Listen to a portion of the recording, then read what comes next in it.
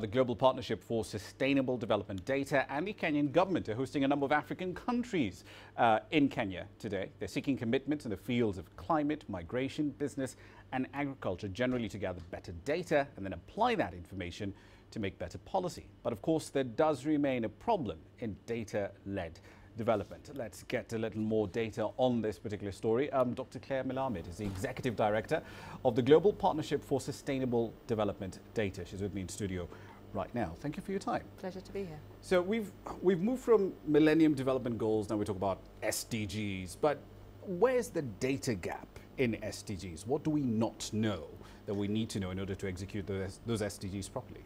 There are two kinds of critical data gaps that I think we're looking at here. One is just pure and simple gaps on some of the critical people, the issues that are needed to achieve the Sustainable Development Goals. There are millions of people who are born, who live their whole lives and who die without ever being captured as part of the official record. There is no data recording their existence. And for them, it's a huge challenge to get services, for governments to know how to support those people. There are big gaps in the record. There's also a big gap in terms of the time it takes us to know things. So a lot of data is collected by surveys. Those can take 2 to 5 years to process. So if you were asking any of the companies who you were just reporting on in the headlines a moment ago, whether they would be content making investment decisions on the basis of data of what their company looked like 5 years ago, they would find that a laughable proposition. And yet that's the situation that many governments find themselves in. Indeed, and of course that also leads to the other question of data sets from one country not being comparable to data sets from another altogether. Absolutely. But let's focus on surveys. Mobile phones, they're cheap, they're very widespread. Virtually everyone has them in Africa right now. I mean, at face value, they do present an enormous opportunity to collect data, don't they? They absolutely do, and they can solve both of those problems. As you say, millions of people have one, so they've had excellent coverage, and they can also, of course, give us data very, very quickly. They can give us data on where people are, so we can track, for example, how people are moving around cities and use that to design public transport systems that actually meet the needs of people travelling from their home to work and back again. And we can track how much people are spending on their phones and use that to create a kind of approximation of how much money people have.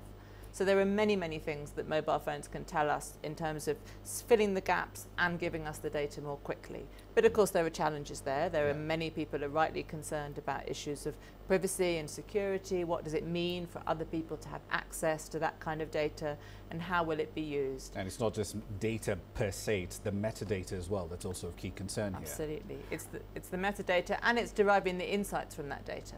The data itself is a huge bundle of numbers that can't tell you very much unless you have the skills to extract the useful information from it. And those skills in data science, in analytics, in programming are scarce in many countries. So there's a big investment in the skills that are needed as well. Right. At the end of the day, though, statistics, the collection of data, the processing of data tends to be, at least historically in most sub-Saharan countries, a political act. We still see it as a political asset or liability, depending on which side of the fence you're on, as opposed to a public good that taxpayers are paid for that should work for their benefit. How prevalent is that problem still across the continent in 2017? I think it's changing. I think as many governments and their populations are starting to see the benefits that can come from investments in data.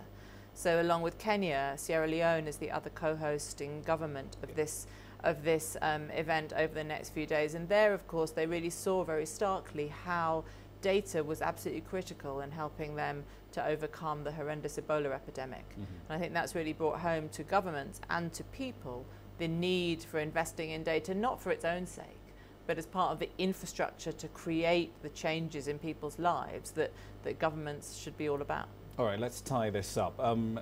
Access to data, transparency in the gathering of data, and of course the policies that come out of that is equally important here. But to what extent can legislation actually solve that problem? Because there's a management problems that we've talked about, but the legislation side of it also tends to be ignored.